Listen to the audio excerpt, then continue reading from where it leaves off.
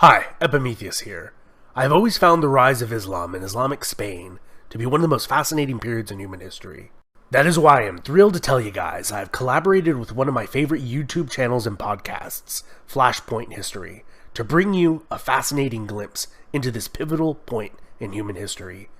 And at the end of the video, I'll have links to his YouTube channel, iTunes, and website. And with no further ado, I'll give you Flashpoint History and the rise of Islamic Spain. The early Islamic conquest was one of the greatest land grabs in all of history. It ranks up there with what the Mongols did in the 12th and 13th centuries, or what the Romans did after the end of the Punic Wars with Carthage. In the time span of a mere 100 years, from 622 to 722, the lands under the control of Islam would go from owning a small city-state to, bestraddling 3 continents. Its western border would lay on the Atlantic Ocean, and its eastern edge would be in the Indus River Valley, which, as the name implies, meant all the way to India. This conquest left an undeniable religious, military, and cultural mark on world civilization. I mean, how could something like this not? It was in the city of Mecca, on the western coast of the Arabian Peninsula, that the Prophet Muhammad began to preach a new monotheistic religion in the early 7th century. This didn't go over well with the town aristocracy, many of whom were not keen on the idea of change to the status quo.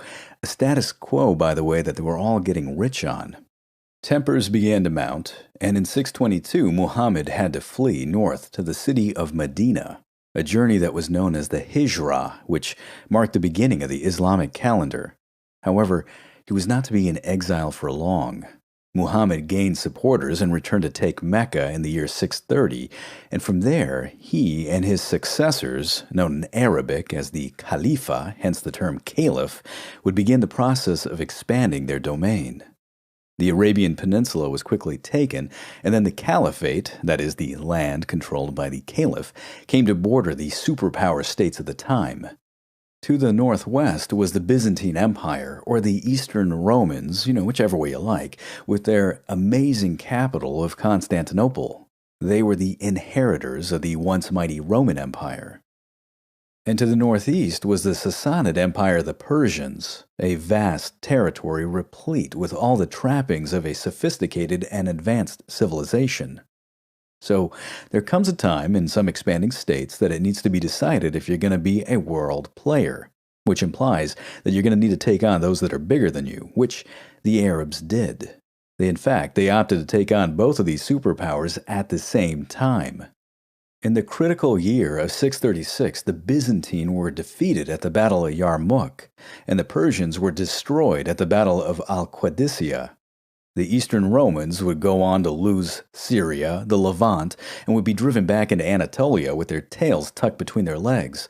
The Persians were eventually completely taken over. So with that, the Muslims now turned to a completely new continent. The lands of Africa were ripe and waiting. Egypt was rapidly overrun. The gleaming city of Alexandria was taken in the year 642. Again, the Byzantine forces that owned the area were not able to hold back the advance. They had seriously underestimated the power that was going up against them. Over the next several decades, Islamic forces would make their way across North Africa to the lands west of Egypt, lands that they named the Maghreb. This was a place where they encountered the locals known as the Berbers. Now, these Berber tribes were not always friendly. In fact, there were downright disagreements that led to decades of fighting. But the new religion was a uniting force, and in time, some of these tribes began to join the Caliph's armies.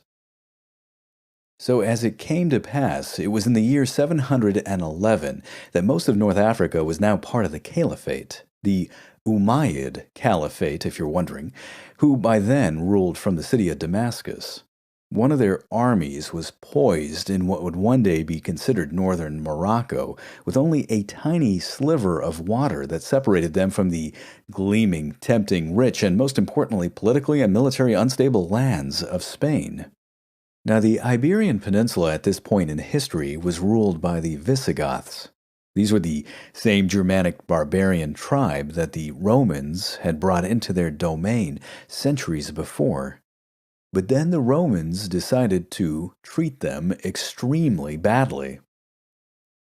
Of course, you can only push around a Visigoth so much. These people rose up in spectacular fashion. They raised an army and took on the Roman legions near Constantinople, defeating them at what was known as the Battle of Adrianople. And to drive home a point, or perhaps just for dramatic effect, they killed off the Roman emperor while they were at it. They weren't done yet. The Visigoths, over the next several decades, would flip-flop between being Roman friend and foe. Eventually, in 410, they would march on Rome itself, and for the first time in 800 years, would sack and burn the city. How's that for drama? The Visigoth would eventually move into what would one day be considered Spain. They loved the climate, the wine was good, and so they settled down, got complacent, and because they couldn't figure out a proper means of succession, they were in some serious decline when the combined Berber/Arab army showed up from the south. The king of the Visigoth was a man named Roderick, who basically had usurped the throne, and no one really liked. He rode in hard to meet these new forces, which were under the command of the Berber general Tariq ibn al-Zayed. They met and fought one another at the Battle of Guadalete, and Roderick, who was essentially betrayed by his own nobles, was killed while his army fled. The Visigoth kingdom now began to disintegrate, and the Islamic conquest of Spain would become a lightning blitzkrieg affair. Over the next few years, as more reinforcements from the Caliph arrived, Spain was overrun.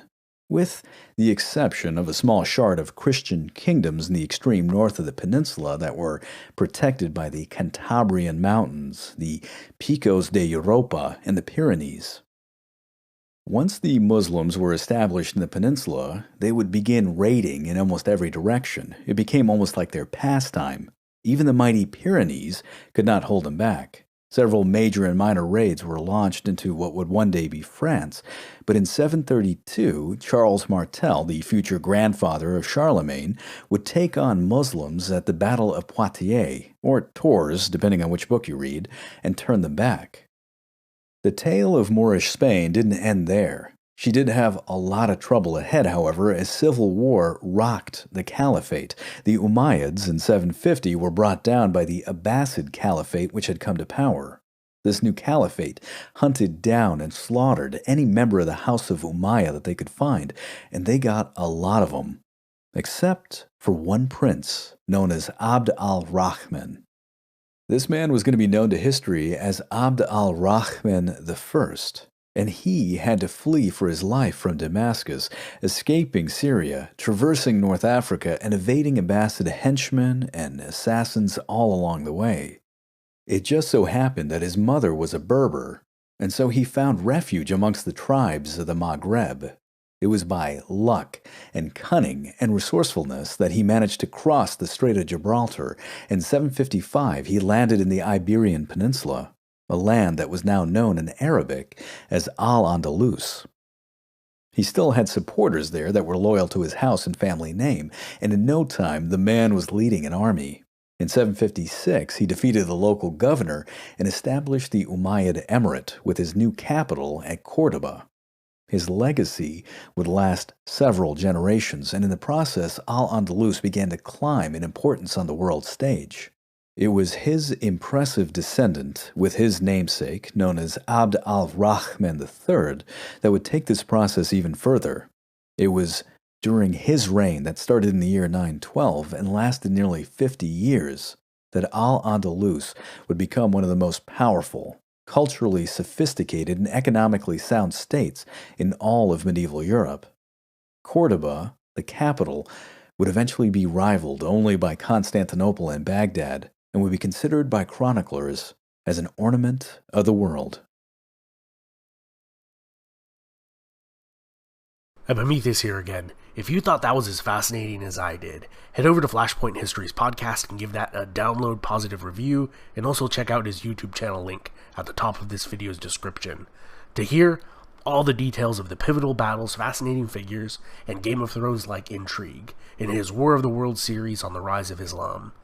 After hearing the podcast, I contacted him and asked him if he could make a shortened version for us, because I thought you guys would love to hear it. It was so much fun listening to this, drawing these little warriors, making the animations to go with this, and again, big thanks to Flashpoint History. Thank you so much, and until next time, this has been Epimetheus. And also a huge thanks to all my patrons and followers who make this channel possible. Go head over there and give Flashpoint History a big follow and likes on his videos. Thanks so much.